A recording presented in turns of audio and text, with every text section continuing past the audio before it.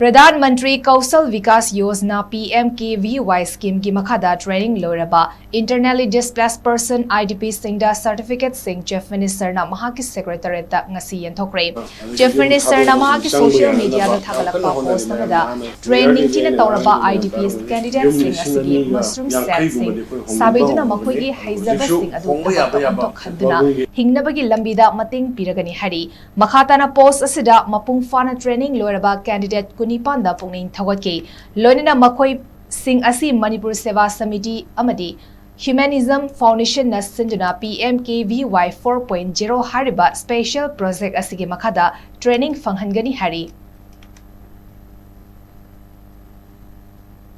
Area yung nifu yang kaisang na po dito ni sunugi area ako gisongi dam khawro gi side CRPF ke mama khamaga hanga yum sok da si sang bayana na ba di yum sok ba sing na yum mano ba sala ga sana na ba yung gi pesa nuksan bo ni tawga leira bani ni inchen ba ta no ase kanatra inchen laga taw bo ai khoi bu muthal laga khoi le mehoro ni gi leira ba jati khoi bu muthat na ba gi adu ma plan tor ma poni se bai khangna ra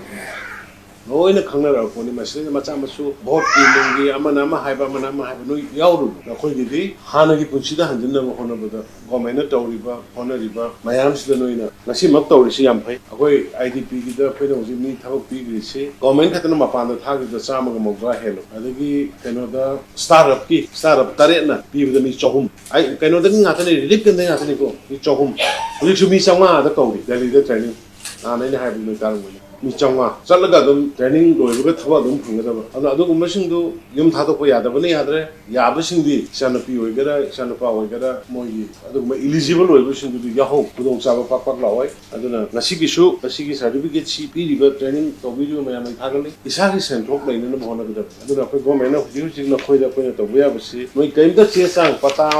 adagi loan gumbalo basi hekta oidara pata poro adagi witness poro adu poro ada poro adu yaw bida lupa lising yang kaya thubada lawo yani